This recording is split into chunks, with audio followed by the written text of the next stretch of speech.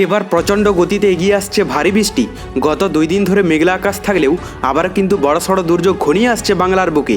কিন্তু ঠিক কোন এলাকায় বড়সড় দুর্যোগ ঘনিয়ে আসবে এবং কোন দিকেই বা ভারী বৃষ্টি হবে তা নিয়ে এই ভিডিওতে আপনাদেরকে বিস্তারিতভাবে জানিয়ে দেব। আপনি ভিডিওটি অবশ্যই শেষ পর্যন্ত দেখবেন। ভিডিওটি ভালো লাগলে একটি লাইক করবেন, আর এইরকমই লেটেস্ট ও হেল্পফুল ভিডিওগুলি সবার প্রথম দেখার জন্য আমাদের চ্যানেলটিকে সাবস্ক্রাইব করে পাশের বেল আইকনটি বাজিয়ে দেবেন।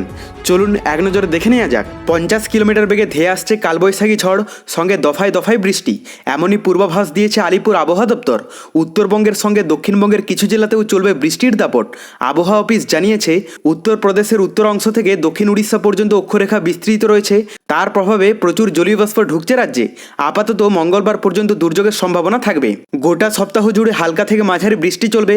ঝড় বৃষ্টির পরিমাণ বাড়তে পারে কলকাতা, হাওড়া, হুগলি, 2 মেদিনীপুর, পুরুলিয়া এবং বাঁকুড়া জেলায়। 50 কিলোমিটার বেগে দমকা হাওয়া বইতে পারে কলকাতায়। পাশাপাশি উত্তরবঙ্গেরও দার্জিলিং, জলপাইগুড়ি, কালিম্পং, আলিপুরদুয়ারে ঝড় বৃষ্টি হবে। মালদহ ও 2 দিনাজপুরে মঙ্গলবার পর্যন্ত দুর্যোগের সম্ভাবনা আছে। পূর্বাভাস বলছে আগামী 24 ঘন্টায় কলকাতার আকাশ আংশিক মেঘলা থাকবে। বিকেলের দিকে বজ্র বিদ্যুৎ সহ হালকা বৃষ্টির সম্ভাবনা আছে।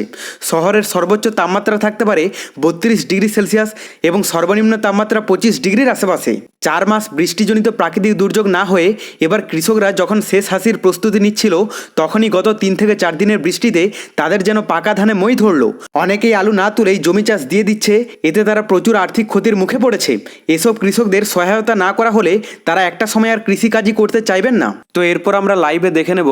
আজ প্রথমে আমরা যদি পশ্চিমবঙ্গের দক্ষিণবঙ্গের এলাকাগুলোর কথা বলি, তাহলে এখানে দেখতে পাবো কলকাতা থেকে শুরু করে মোটামুটি হুগলি, বর্ধমান, বাঁকুড়া, পুরুলিয়া, আসানসোল, বোলপুর, এদিকে বহরমপুর, মুর্শিদাবাদ, জামশেদপুর, চাকুলিয়া, খড়গপুর, মোটামুটি দক্ষিণবঙ্গের অধিকাংশ এলাকার আবহাওয়াতে বৃষ্টির সম্ভাবনাটা সেই রকমভাবে দেখতে পাওয়া যাচ্ছে না। যদিও মেঘলা আকাশ থাকবে বিক্ষিপ্ত এলাকা জুড়ে এবং এর প্রভাবে কোথাও বৃষ্টি হবে এবং কোথাও বৃষ্টির সম্ভাবনা নেই। তবে আমরা এটাও দেখব যে কোথায় কোথায় মেঘলা আকাশ থাকতে পারে। আর আমরা উত্তরবঙ্গের যদি আপডেটটা দেখি, উত্তরবঙ্গের মধ্যে দার্জিলিং থেকে শুরু করে কালিম্পং, কার্শিয়ং, জলপাইগুড়ি, আলিপুরদুয়ার, কোচবিহারে মোটামুটি বৃষ্টির সম্ভাবনা অনেকটা অংশেই কম দেখা যাচ্ছে। পাশাপাশি যদি বাংলাদেশের আপডেটটা দেখা যায়, এখানে সমুদ্র উপকূলবর্তী এলাকা এবং ভিতরের এলাকার মধ্যে বেশিরভাগ এলাকাতে মোটামুটি বৃষ্টির সম্ভাবনা নেই। তবে কিছু কিছু এলাকা আছে যেমন হালকা বৃষ্টির একটা আভাস মিলবে। তার মধ্যে সিলেট, সুনামগঞ্জ, শ্রীমঙ্গল, এই সমস্ত কয়েকটি এলাকা আছে যেগুলোতে মোটামুটি বৃষ্টির একটা আভাস মিলতে পারে। দুপুরের দিকটা আমরা যদি দেখে নিই, দুপুরের দিকের মধ্যে খুব একটা চেঞ্জেস নেই। মানে পশ্চিমবঙ্গের, দক্ষিণবঙ্গ এবং উত্তরবঙ্গের আবহাওয়াতে মোটামুটি বৃষ্টির সম্ভাবনাটা অনেকটা অংশেই কম দেখা যাচ্ছে। তবে দুপুরের দিকে বাংলাদেশের কিছু কিছু এলাকা আছে যেগুলোতে বৃষ্টির সম্ভাবনা আছে। সকালের দিকে সিলেটের কাছাকাছি এলাকাগুলোতে থাকবে এবং দুপুরের দিকেও সিলেটে বৃষ্টির সম্ভাবনাটা অধিক পরিমাণ আর একটু বাড়তে পারে। তার পাশাপাশি এখানে বঙ্গোপসাগরের কাছাকাছি এলাকাগুলোতেও কিন্তু ইফেক্ট পড়তে দেখতে পাওয়া যাচ্ছে, যার মধ্যে থাকবে চট্টগ্রাম, ফটিকছড়ি, মানিকছড়ি, খাগড়াছড়ি, এদিকে আগরতলা, কুমিল্লা, লক্ষ্মীপুর, এই সমস্ত কয়েকটি এলাকা আছে যেগুলোতে বৃষ্টির সম্ভাবনা দেখা যাচ্ছে দুপুরের দিকে। আর রাতের দিকেও মোটামুটি শুধুমাত্র বাংলাদেশে ইফেক্ট পড়তে দেখতে পাওয়া যাচ্ছে। এখানে উত্তরবঙ্গেরও সমস্ত এলাকার আবহাওয়া পরিষ্কারই থাকবে, শুধুমাত্র এখানে আলিপুরদুয়ারের কাছাকাছি এলাকাগুলোতে হালকা ইফেক্ট পড়তে পারে রাতের দিকটাতে, কিন্তু দক্ষিণবঙ্গে সেরকমভাবে ইফেক্ট নেই।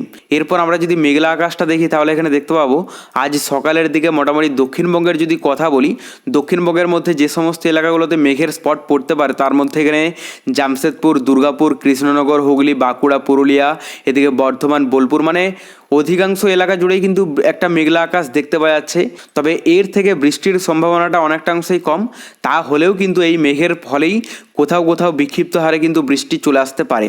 এরপর আমরা যদি উত্তরবঙ্গের আপডেটটা দেখি, উত্তরবঙ্গের মধ্যে অধিকাংশ এলাকাতে মেঘলা থেকে মেঘাচ্ছন্ন আবহাওয়া থাকবে, যদিও বৃষ্টির সম্ভাবনা এর থেকে অনেকটা অংশেই কম। কিন্তু বাংলাদেশের কথা বলতে গেলে একদিকে যেমন মেঘলা থেকে মেঘাচ্ছন্ন আবহাওয়া থাকবে বাংলাদেশের অধিকাংশ এলাকা জুড়ে, অপরদিকে বৃষ্টির সম্ভাবনাও রয়েছে বিক্ষিপ্ত হারে, যেটা আগে আমরা উল্লেখ করলাম। দুপুরের দিকটা আমরা যদি দেখে নিই, দুপুরের দিকের মধ্যেও এখানে যে দেখতে পাচ্ছে দক্ষিণবঙ্গের অনেকটা অংশেই কেটে যাচ্ছে, কিন্তু উত্তরবঙ্গের মধ্যে যা দেখতে পাওয়া যাচ্ছে তাতে দার্জিলিং, কালিম্পং, কার্শিয়ংয়ে অতটা ইফেক্ট না থাকলেও এখানে বাংলাদেশের উপরের এলাকা থেকে ভিতরের এলাকা এবং সমুদ্র এলাকা পর্যন্ত অধিকাংশ এলাকাতে মেঘলা থেকে মেঘাচ্ছন্ন আবহাওয়া এবং বৃষ্টির কিন্তু সম্ভাবনা দেখা যাচ্ছে। মানে এখান থেকে বোঝা যাচ্ছে যে এর ইফেক্টটা বিশেষ করে বাংলাদেশের দিকেই ঢুকেছে এবং বাংলাদেশে কিন্তু বেশি প্রভাবটা পড়বে। দেখুন বঙ্গোপসাগরের যে আবহাওয়াটা, এখানে যে ঘূর্ণাবর্তটির সৃষ্টি হয়েছে, এর ইফেক্টটা বিশেষ করে বাংলাদেশের দিকেই ঢুকছে। যার জন্যই কিন্তু বাংলাদেশে সবথেকে বেশি ইফেক্ট পড়তে দেখতে পাওয়া যাচ্ছে। পরবর্তীতে বঙ্গোপসাগরে নতুন কোনো বড়সড় দুর্যোগের আভাস পেলে অবশ্যই আপনাদেরকে লাইভে জানিয়ে দেব। তার জন্য চ্যানেলটিকে সাবস্ক্রাইব করে রাখতে ভুলবেন না।